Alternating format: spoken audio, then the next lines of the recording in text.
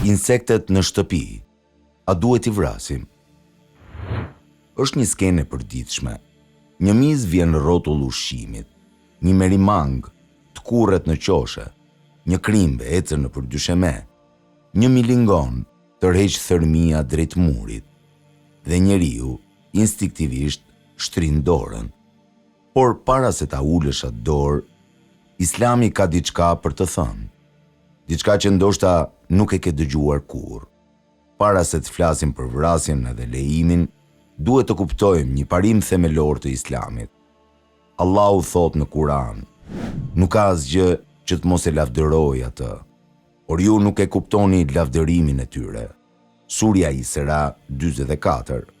Çdo gjë, jo vetëm njeriu, jo vetëm zogu, jo vetëm deti edhe mali, çdo gjë, duke përfshirë mizën, merimangën, krimbin dhe milingonën. Çdo insekt që shen në shtëpinë tënde është krijesë e Allahut. Lavdëron Allahun me mënyrën e vet. Ka jetë të dhuruar nga Allahu.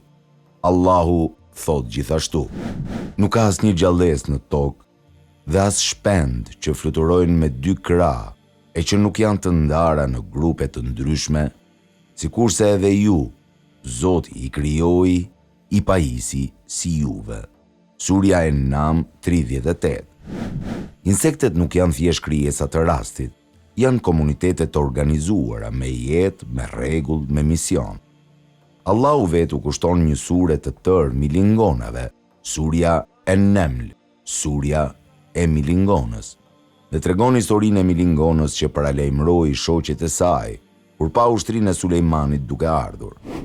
O milingona, hyni në strofullat tuaja, që të mos ju shkel Sulejmani dhe ushtria e tij pa e kuptuar.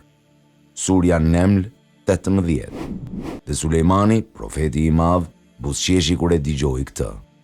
Jo se e hodhi poshtë, jo se u tall, por sepse e kuptoi, dhe kjo krijesë e vogël ka ndjenja, ka frikë, ka shoqëri, ka komunikim. Njeriu bashkëjeton me insektet dhe disa prej tyre janë të dëmshme, të rrezikshme, të padurueshme.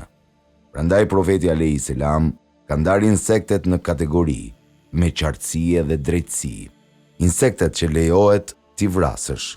Profeti alayhis salam tha: 5 kafshë të dëmshme lejohet të vriten edhe brenda haremit të shenjtë: miu, akrepi, qeni i tërbuar, korbi dhe shqiponja.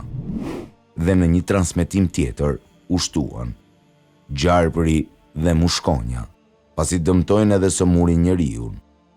Profeti alayhis salam tha gjithashtu: vrisni gjarpërind, dhe vrisni atë që ka 2 vija të bardha në shpinë dhe ato me bish të shkurtër, sepse ato të dyja shuajnë shikimin dhe shkaktojnë abort.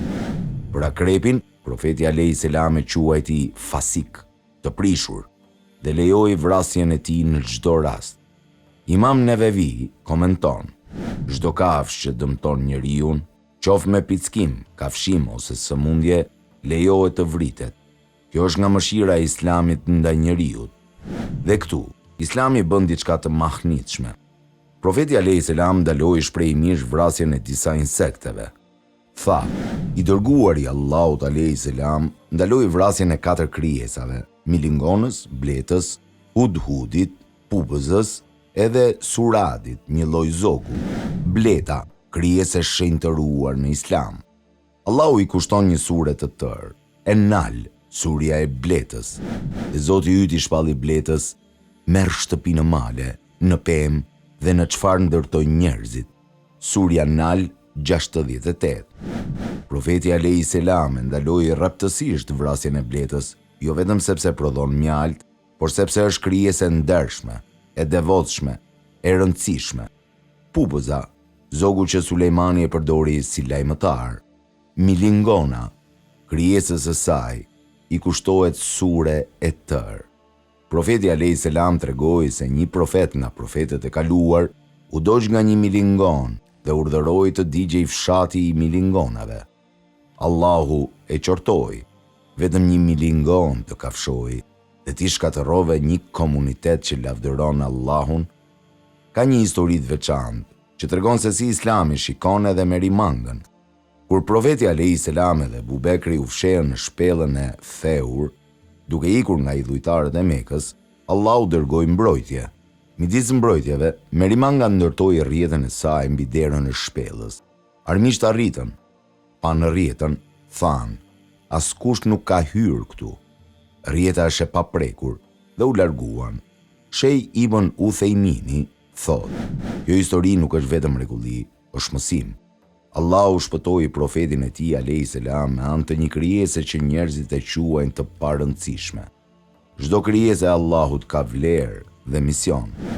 Dhe tani pyetja praktike: çfarë bëjmë me insektet që nuk dëmtojnë dhe nuk ndihmojnë? Ato neutrale, milingona, merimanga e zakonshme, mizat e padëmshme. Dietarët janë të qartë. Ibn Kudame thotë: "E preferueshme është që insektet e padëmshme të nxirren jashtë, jo të vriten. Vrasja e tyre pa arsye është e kalimi kufive." Imam Gazali shkruan: "Muslimani i vërtet nuk dëmton asgjë pa arsye. Edhe insektin e vogël, nëse mund ta largosh pa e vrarë, largoje. Allahu di çdo gjë." Shej Ibn Bazi u pyet për vrasjen e insekteve në shtëpi dhe u përgjigj: "Nëse insekti është i dëmshëm, vrite. Nëse është neutral, preferohet të nxirret jashtë. Nëse është nga ato që profeti alayhis salam ka ndaluar vrasjen, absolutisht nuk vritet." Ky është ekuilibri i Islamit. Islami na lë me rregulla të qarta dhe praktike. Vriti pa hezitim, gjarpër, akrep, mushkonj, miza e sëmur, brejtësi, insektet elmuese. Profeti alayhis salam tha: "Kush vret gjarpër, jepen 7 të mira. Mos i vrit kurrë, bletën, milingonën, pubzën, të ndaluara shprehimisht, preferohet të nxirren jashtë. Merimanga e zakonshme, milingona në shtëpi, insektet neutrale. Nëse i vret, mos i mundo." Profeti alayhis salam tha: "Allahu ka urdhëruar mirësi në çdo gjë. Kur të vrisni, vrisni mirë." Islami është feja e ekuilibrit. Nuk të thot ruaj çdo insekt me çdo kusht, por nuk të thot as vrit gjithçka që lëviz. Të thot ki mend, ki zemër, ki drejtësi. Ajo milingon që ecën në përdyshemen tënde, lavdëron Allahun.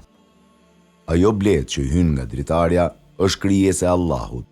Ajo merimang në qoshe, ndoshta po mbron shtëpinë tënde nga insektet e tjera. Kur shikon krijesën e vogël, para se të shtrish dorën, pyet e veten: a dëmton? A ka urdhëruar profeti alayhis salam ta vras? A mund ta nxjerrë jashtë pa e vrarë? 3 pyetje të shkurtra, që tregojnë se muslimani nuk është vetëm njeri me besim ndaj Allahut, por njeri me mëshirë ndaj gjithë krijimit të Allahut. Nuk ka asgjë që të mos e lavdërojë atë, por ju nuk e kuptoni lavdërimin e tyre.